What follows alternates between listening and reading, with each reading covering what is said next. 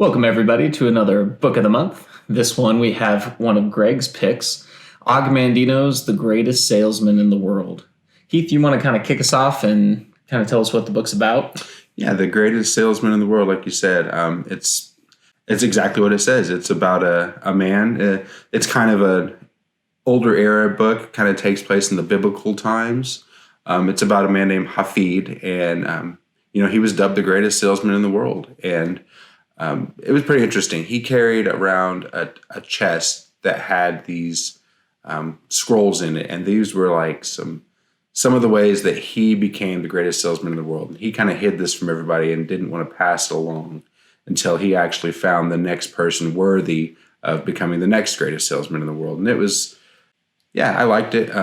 It was definitely a bit of an era break, not as modern as some of the other books we've been reading, but sometimes you need the little mix in things to, keep the balance, because a lot of these traditions from today, they started way back then as well. So, just to hear it from, a different point of view was pretty cool.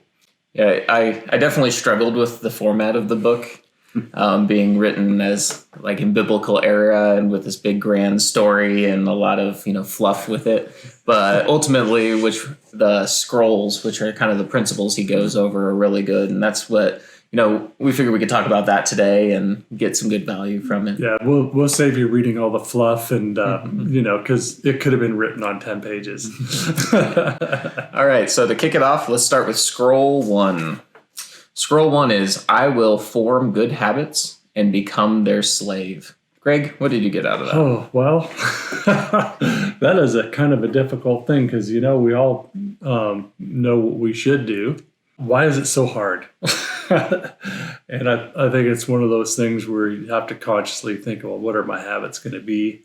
Like I've been working on losing weight, for instance, and having good habits, eating habits and exercise habits. It should be so dang easy. But unless you make a slave out of yourself to them, then you're just not going to have the outcome. Yeah, he goes into, one of the things to making a good habit. So he has to read the scroll for 30 days. So every day he wakes up, he reads that scroll.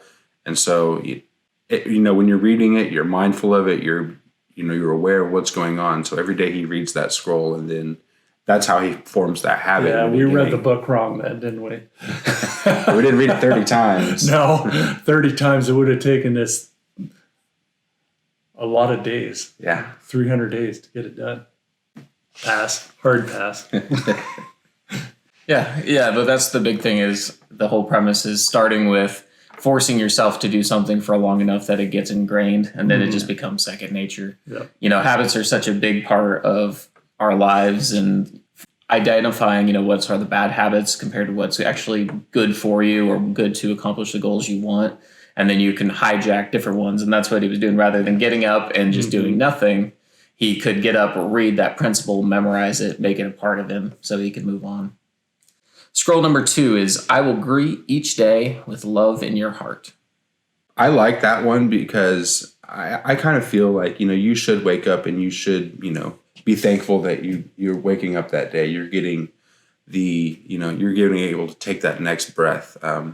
Just waking up and feeling good. And, when something happens, you could be thankful that you got to wake up. You're loving the day. You're loving life that you're living. And then you get to see your wife. You get to see your kids, pet the cat. There's just lots of little things. I don't get it when people wake up grumpy. A positive mindset, going into things positively and with a good outlook rather than a bad outlook. That's one of the things that I struggle with sometimes is you get into a negative loop where you just start feeling everything's bad and then everything piles onto you. And if you just start each day where everything's good, you're positive, you got love, you love what you do, you love the people around you, you love where you are, but most importantly, you love yourself, then it's going to be a lot better. Mm-hmm. A little hard to love someone else if you don't love yourself, right? Scroll number 3. I will persist until I succeed. Oh, I'm good at this one. I'm a stubborn old fat man. And if I really want something, I bust my tail until it happens. I was actually looking at some of my goals. Remember about maybe a year ago, I looked at some of my goals and I was really surprised at how many of them actually came true because we were stubborn. I like that one too. Just being persistent. Things don't happen immediately, so you keep at it. You keep, going forward, and every day that you do it, you're not giving up. You're not quitting. You're being persistent. You're able to, go over those hills and those dips, those valleys. You can, if you're persistent, you'll be able to meet your goals and achieve whatever you're trying to succeed. All right. Scroll number 4. I am nature's greatest miracle. Now, for this one, it's a bit woo-woo for me, but it goes back to a little bit of loving yourself, appreciating that you're here, and that enough is miraculous and is good, I guess. Because I guess we do take our circumstances for granted, and we could be in a time where it's much worse off. We might be in a time where we wouldn't have the opportunities we do have. So just recognizing that, it's worth taking the most of it. Mm-hmm.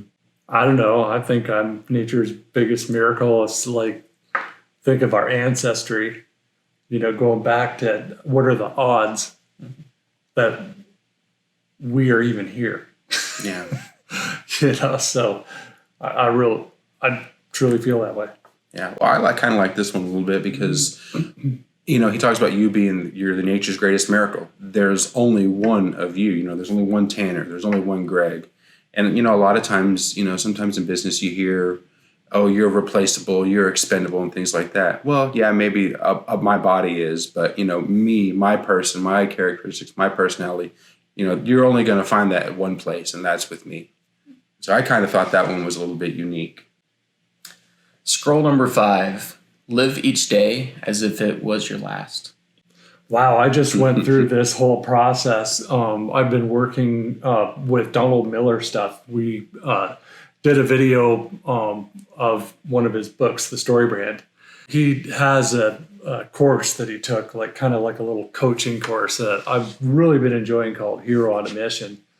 And it starts out with writing your obituary, what you want people to say about you after you've passed. And, reverse engineering that so that you're living everything to the greatest extent. You love your wife a little more. You love your kids a little more. You do things because tomorrow's not promised to us. So, what kind of happiness is there in a life where you forgot to tell your wife that you didn't love her that day? Yeah, I always think of the Garth Brooks song. Did you? If tomorrow never comes. Oh, really? Yeah.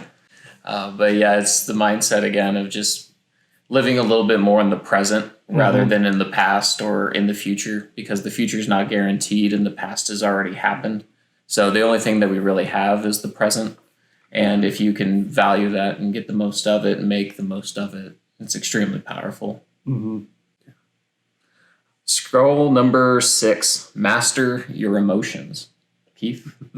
This one's a little bit tricky. Sometimes I'm not good at that. I know with kids and things like that, you kind of get on them a little bit about something that you think that should be simple and you understand it, but you got to realize they're just kids. You shouldn't get angry at them for the little things that they don't know that you've had years to figure out. So, but just making sure that you're not getting frustrated over things that easily. And when something does happen, you kind of recognize it and you're like, okay, I need to just bite my tongue, and then, this will pass eventually. So, yeah, I've been working a lot more on mindfulness, making sure that I don't have quite the peaks and valleys and don't let things get to me quite as much, recognizing, if I'm becoming anxious or angry or frustrated, and try to come down to the root cause of that and then solve that. So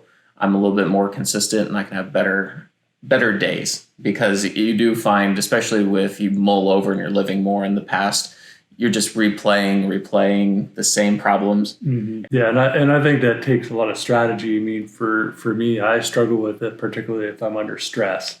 Yeah, I've been focusing a little bit more on meditation. I know that was something you've looked into in the past. There's a really good breathing exercise that I found. We can share about it. Where if you start to feel a bit overwhelmed, you can put out your hand, and then you trace your hand. So as you're going up your thumb, you inhale, and then as you go down, you exhale, and you follow that through your whole hand. And by focusing directly on your hand, feeling the sensation of moving up your fingers, and then focusing on your breathing, it really kind of puts you back into the present, puts you within your body, and takes you out of that loop in your head. What else? Scroll number 7, the power of laughter.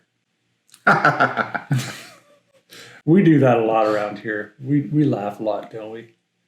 Yeah. I think he says in the book, you got to be able to laugh at yourself, because when you make a mistake or when something goes wrong, you have to realize, one of the recurring things he talks about is this will pass. So, if something happens, just you got to be able to laugh it off and move on. You can't take things, as personal, or don't let it affect you. You just got to use laughter. It's the best medicine, as they say. Yep. In the big scheme of things, nothing really matters that much that you need to not laugh about it at the end of the day. Mm-hmm. It might not be funny at the time, but one of these days we'll laugh about it. Scroll number 8, multiply your value every day. Yeah, that kind of goes back into one of the last books we was reading. I always like Delivering Happiness, the last book of the month we did, where you multiply your value. If you can do 1% better each day, you're going to become more valuable over time, and that's eventually going to make you a better person. You're going to do better at your job. You're going to do better in life and with your family and things like that. And so it's not easy to do. You got to be aware of you're doing it, and you got to take those steps to make yourself better each day. But yeah, that was a really good scroll, I thought. Yeah, and it's like compound interest, right? Oh, exactly.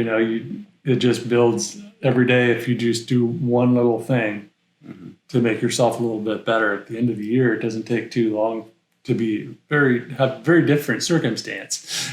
Yeah. Scroll number 9, all is worthless without action. Yep.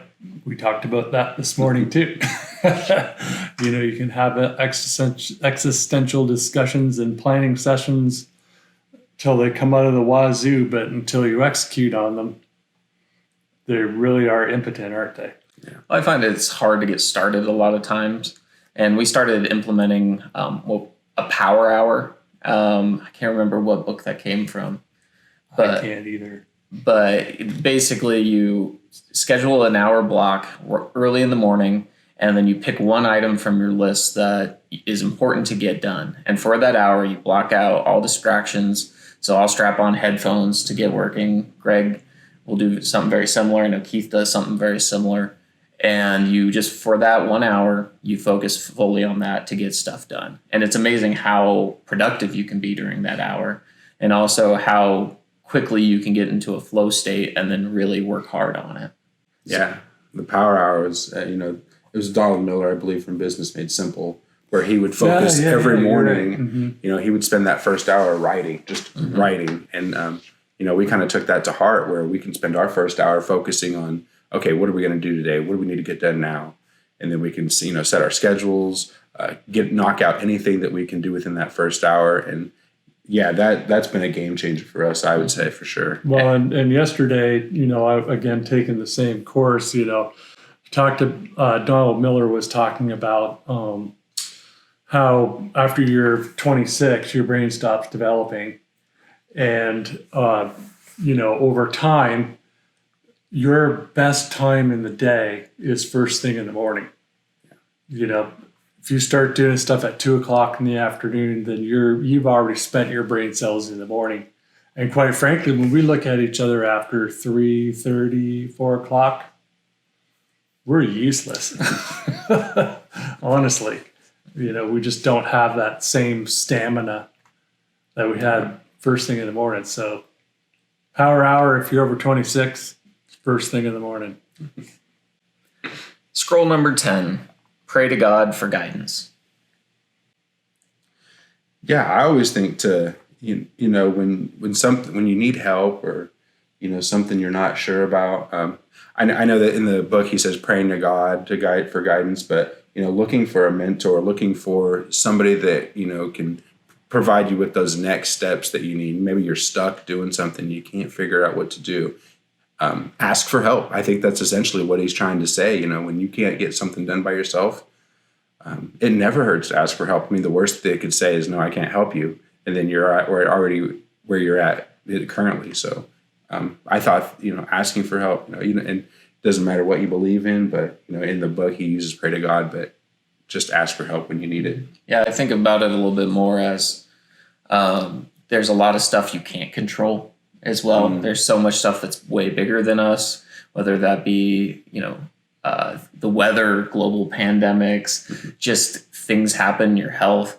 And if you can recognize that not everything is just within you, but you're along a much bigger journey that you're, not the driver of as well, it gives you a good perspective on things. Yeah, I just, don't make any mistake that I believe in deity.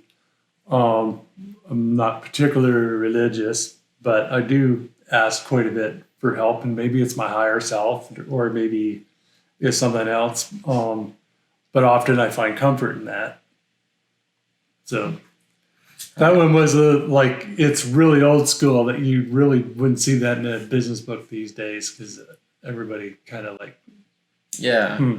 Well, and the book is really different, where it has all these religious overtones to it, but it's kind of geared towards business.